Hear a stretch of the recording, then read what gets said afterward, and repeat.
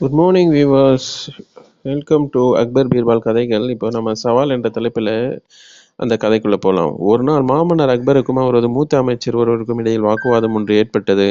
இறுதியில் அமைச்சர் ஒரு சவால் விட்டார். என் வேலைக்காரன் ஒருவன் நல்லா சாப்பிடுவான். அவனை ஒரு மாதம் வைத்திருந்து அவனுக்கு நல்ல உணவு வகைகளை கொடுங்கள். அவனுக்கு எந்த வேலையும் கொடுக்கக்கூடாது. அவனை எந்தவித உடற்பயிற்சியும் செய்ய விடக்கூடாது. ஆனால் ஒரு மாதம் முடிந்த பின் அவன் எடை கொஞ்சம் கூட கூடியிருக்கக்கூடாது. அக்பர் யோசித்தார். பின்னர் பீர்பாலை பார்த்தார். அக்பரின் சார்பாக பீர்பால் அந்த சவாலை ஏற்றார். அந்த வேலைக்காரனுக்கு 3 வேளையும் சத்தான அரண்மனை உணவு வழங்கப்பட்டது. அவனுக்கு எவ்வித வேலையும் கொடுக்கப்படவில்லை. உடற்பயிற்சி செய்யவும் அனுமதிக்கப்படவில்லை. அந்த அமைச்சரும் அதை தினமும் மேற்பார்வையிட்டு வந்தார். ஒரு மாதம் கழிந்தது. மாத கடைசியில் அவன் எடை கூடவே இல்லை, ஆனால் குறைந்திருந்தது. அக்பருக்கு ஆச்சரியம், அமைச்சருக்கும் தான்.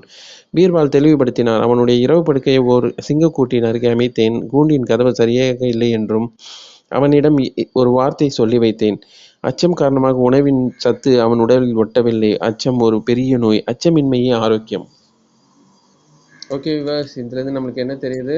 அச்சம் இல்லாமல் இருக்கணுன்றது புரிஞ்சுக்கோங்க. வாழ்க்கையில் அப்போ தான் நாம் இளமையாக இருக்க முடியும்.